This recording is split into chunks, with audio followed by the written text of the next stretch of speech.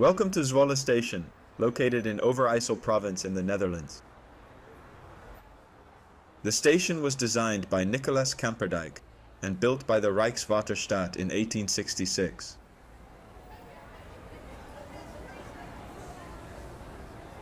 It is one of two Stadsspoorwegen first-class Waterstaat stations in the country, awarded first class for its size.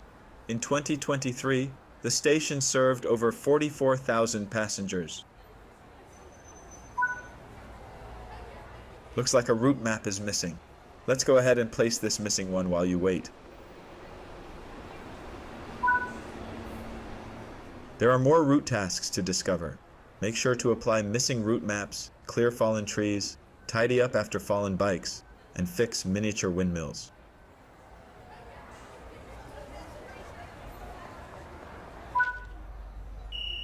Take a seat. The train is just about to leave.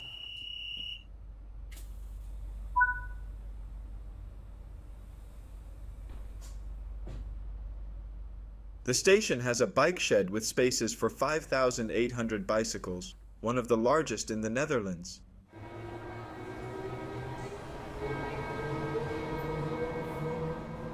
Between 2010 and 2015, the station was rebuilt to cope with the increased passenger numbers expected, due to the new Hanselijn line between Lelystad and Zwolle.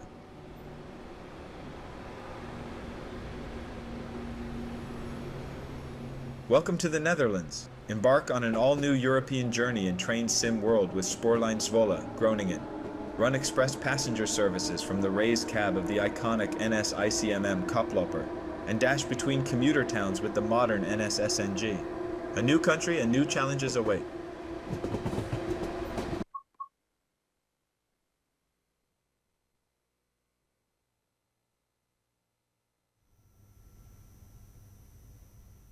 In this training module, you'll be learning to drive the NS Intercity Material ICM electric multiple unit.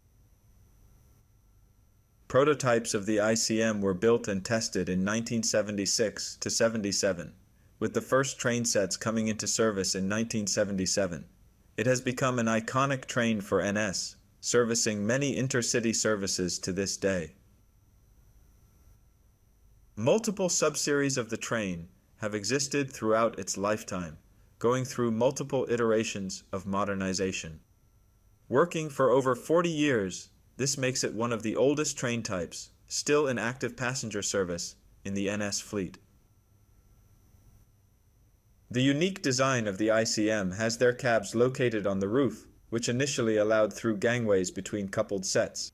Refurbishments of the sets between 2006 and 2011 removed these gangways as they were deemed unreliable. The ICM received the nickname koploper because it had what's called a walk-through head, though after modernization, this walk-through was removed. Insert the master key.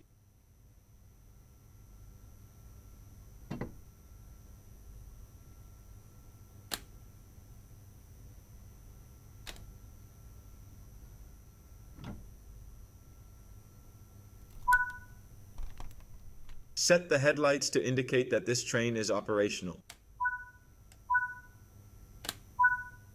You will need to set the main mode selector. This cycles the train through 4 different modes: driving, parking, off, and cleaning.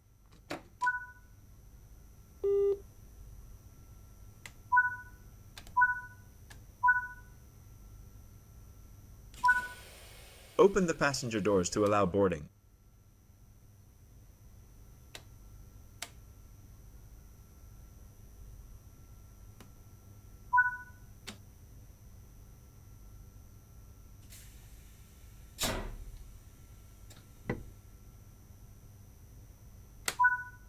Close the doors before departure.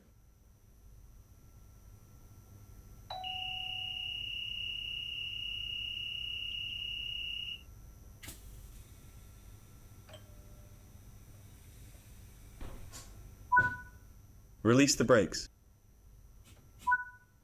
Set the reverser to forward. This controls the direction of travel. Move the throttle into the power range to get moving. With a designed top speed of 180 kilometers per hour, this train runs service speeds limited to 140 kilometers per hour.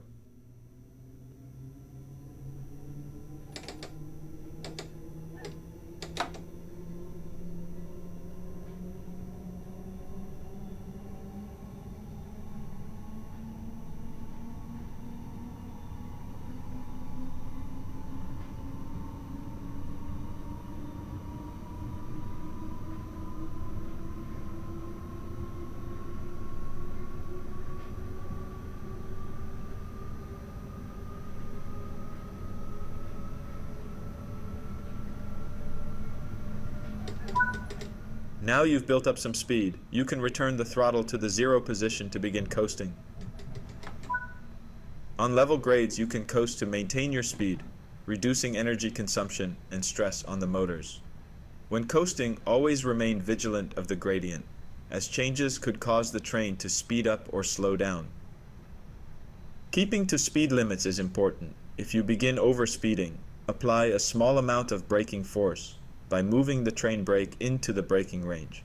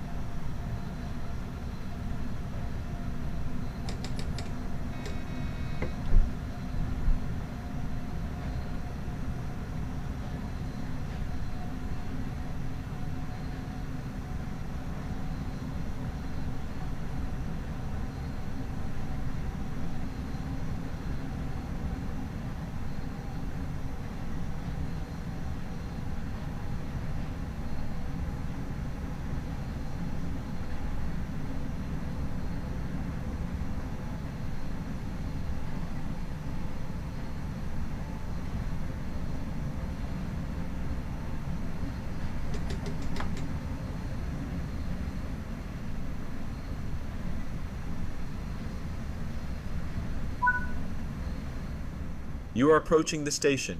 Begin applying a small amount of braking force by moving the train brake into the braking range.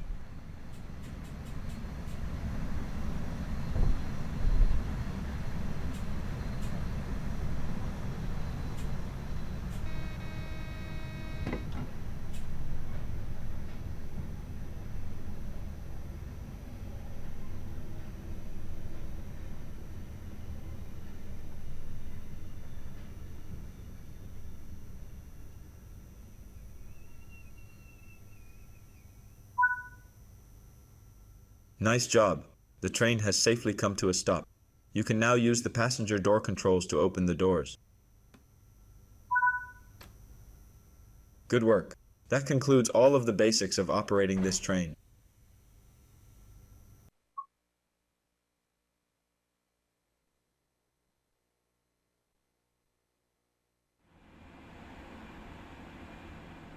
In this training module, you'll be learning to drive the SNG3, also known as the CAF Sprinter New Generation 3-car EMU.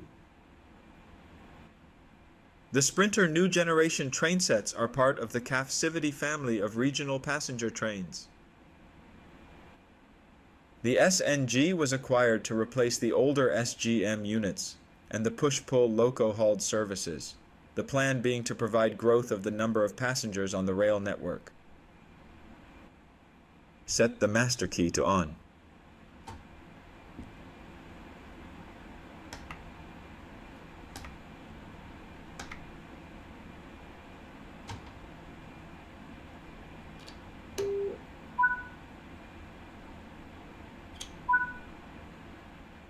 Open the passenger doors to allow boarding.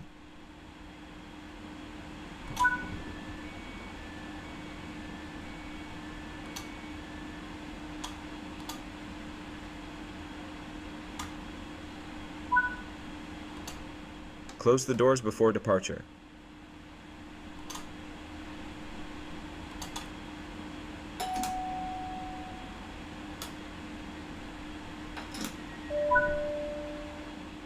Release the brakes.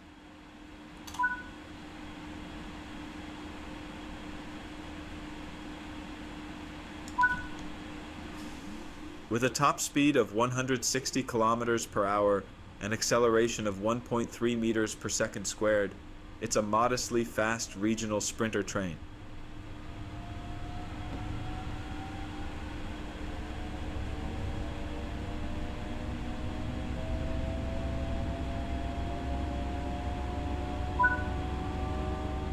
Now you've built up some speed, you can return the master controller to the 0 position to begin coasting. On level grades, you can coast to maintain your speed, reducing energy consumption and stress on the motors. When coasting, always remain vigilant of the gradient, as changes could cause the train to speed up or slow down. Keeping to speed limits is important. If you begin overspeeding, apply a small amount of braking force by moving the train brake into the braking range. In March 2015, NS allowed travelers and staff to choose possible interiors.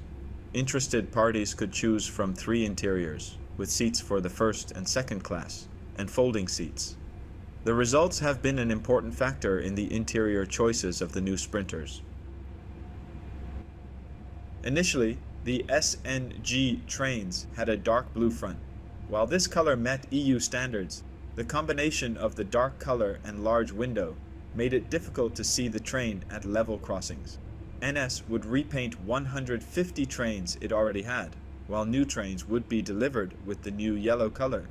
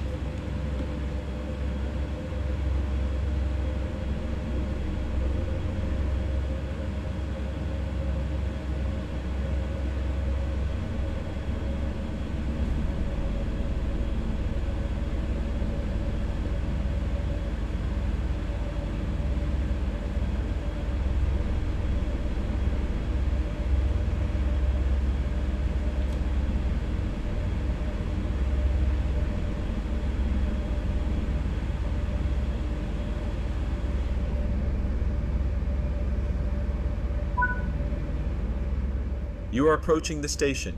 Begin applying a small amount of braking force by moving the train brake into the braking range.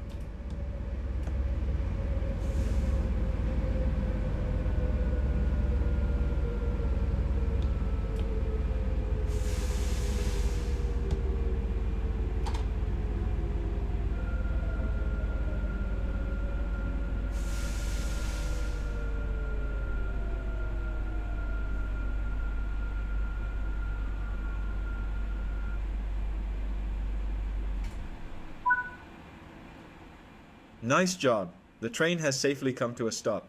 You can now open the doors. Good work. That concludes all of the basics of operating this train.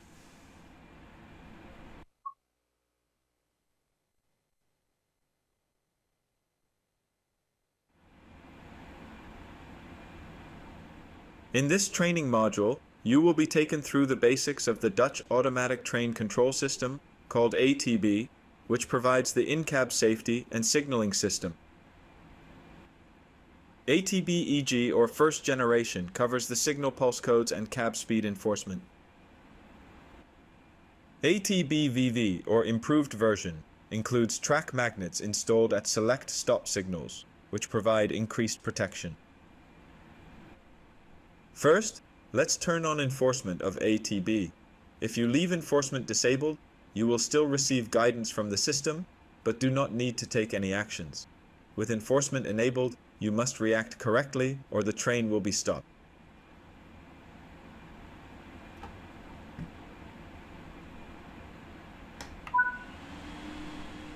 The ATB system consists of two parts, one within the track and signal infrastructure to generate pulse codes, the other on board the train to interpret and enforce speed restrictions.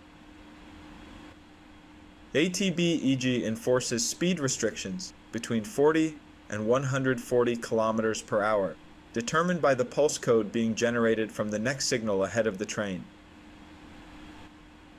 The principles of ATB works as follows. When approaching a slower section of track, a change in pulse code occurs, which will be detected by the train. The train picks up this pulse code change, and the ATB determines the new maximum speed to enforce. ATB only intervenes when the train speed exceeds the pulse code enforced speed, or the brake curve speed enforced by the magnets ahead of a stop signal. So long as you keep under these speed restrictions, ATB won't intervene. In this training module, you will be exceeding the speed restrictions to see the ATB intervention and learn the procedures for handling it.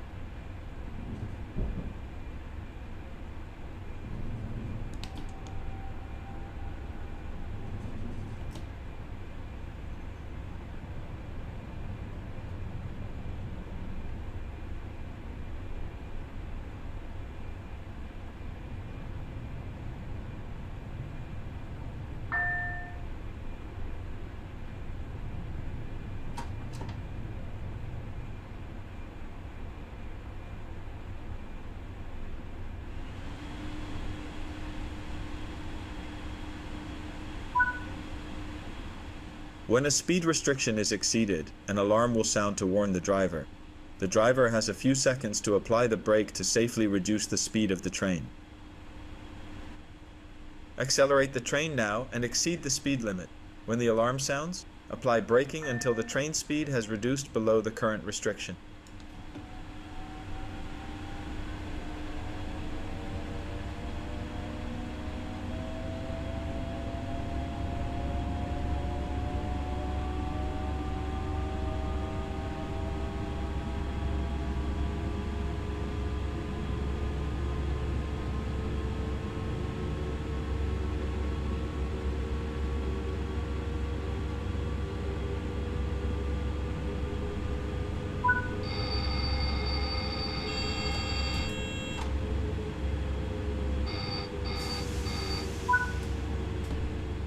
If the brake is not applied in this time, ATB will enforce an emergency brake application to bring the train to a complete stop.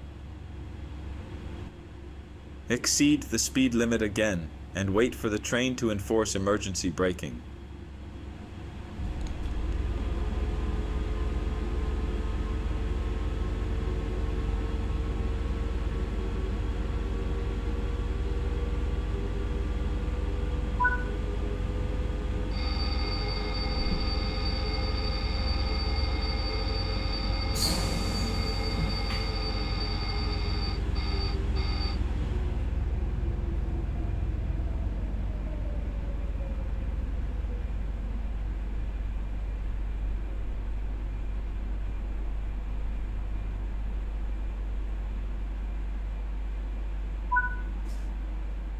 In a situation where you need to recover from an ATB-enforced emergency braking, the following steps are the required recovery procedure.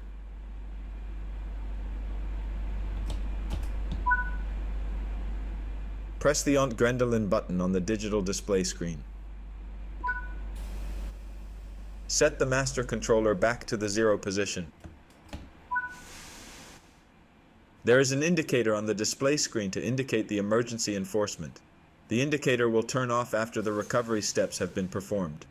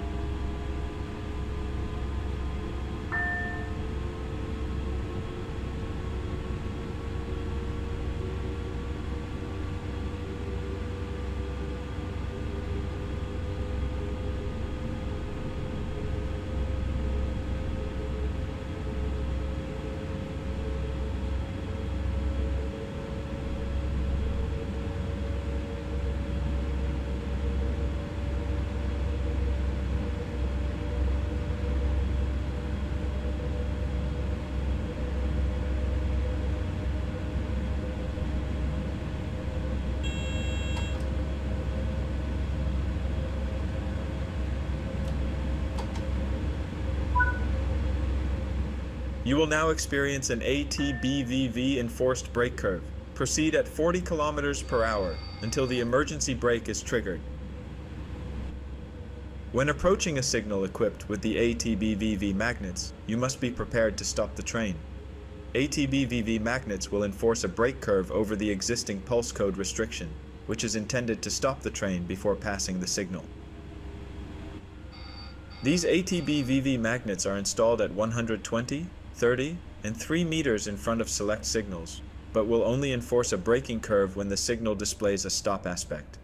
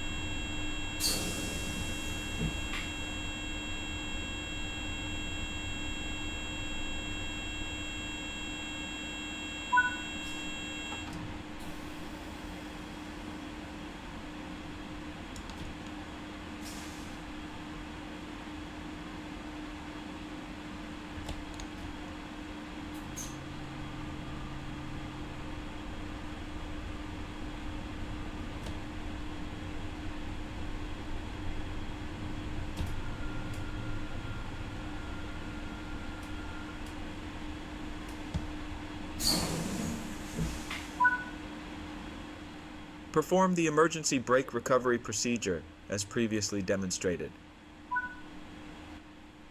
Press the Grendelin button on the digital display screen. Set the master controller back to the 0 position. When the signal aspect improves, these magnets will disable the brake curve, allowing the train to continue solely under the influence of the pulse code restriction. The train must pass one of these magnets in order for it to relay the command to enable or disable the brake curve. In some areas, there is also a disarming loop that stretches about 60 meters from the signal, which can disable the brake curve without needing to pass one of the ATB-VV magnets. It is recommended to proceed at no more than 10 kilometers per hour until you pass the signal to ensure you are clear of the braking curve. Until you pass the ATB-VV magnet, you will still be driving under the influence of the braking curve.